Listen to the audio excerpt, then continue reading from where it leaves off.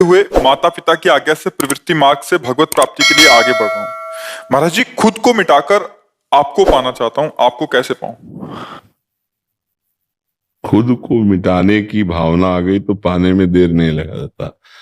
पर खुद को मिटाने का तात्पर्य एक यंत्र बन जाना। जैसे यंत्र में कोई संकल्प नहीं होता, जैसा यंत्री चलाता वैसा चलता है।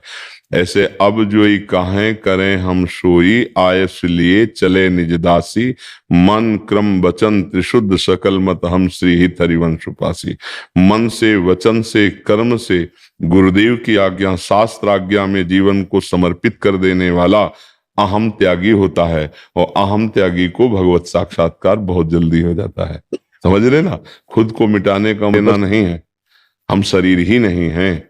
शरीर एक यात्रा के लिए गाड़ी मिली है भगवत प्राप्ति के लिए। इसको उचित भोजन, उचित वस्त्र, उत्तम आचरण और अंदर उत्तम विचार, शास्त्र का स्वाध्याय, संतों का संग, कर्तव्य का पालन, अपने आप का अहम गुरुदेव के चरणों में, इष्ट के चरणों में समर्पित हो जाता है। वो जीवन मुक्त महापुरुष हो जाता है। नाम जप करो, संतों की आज्ञा में रहो। संतों की आज्ञा जो शास्त्र सम्मत हो, शास्त्र सम्मत ही संत आज्ञा मानी जाती है।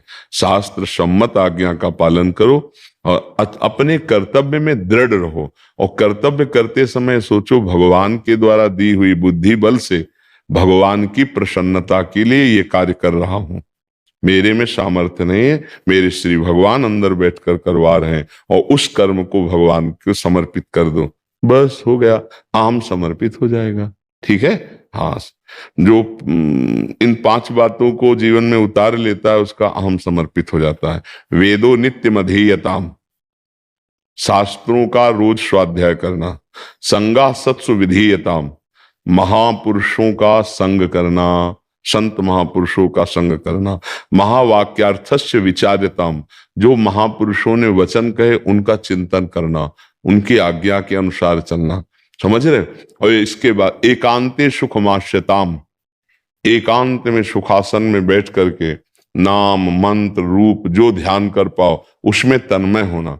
फिर लिखा है कि पवित्र अन्न के द्वारा, भिक्षान्नम औषधम क्षुद्र व्याधिस चिकित्सताम, भूख मिटाने के लिए अगर गृहस्थ में है तो धर्म के द्वारा कमाए हुए पवित्र अन्न से, अगर विरक्त में है तो भिक्षान्न के द्वारा।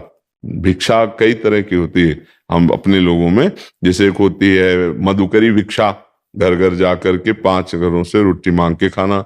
एक होती आकाश वृत्ति, हम बैठे किसी से मांगेंगे नहीं, जो आ जाएगा उसी से हम अपना भरण पोषण करेंगे, उसी से हम अपना कार्य करेंगे। इसे आकाश वृत्ति कहते हैं। एक होती अजगर वृत्ति, लेटा हुआ है सामने मुंह के जो आ गया। संतों की अलग अलग होती वृत्ति। तो ये गृहस्थी की धर्म पूर्वक कमाई से, वो किसी का दान पुण्य भंडारा ये सब न स्वीकार करे, स्वयं मेहनत की कमाई से वो जो नमक रोटी बने वो खाए और धर्म का पालन करे, तो उसका अहम गलित हो जाएगा, भगवान को प्राप्त हो जाएगा। नाम जप करे, साधु संग करे, ऐसा करे।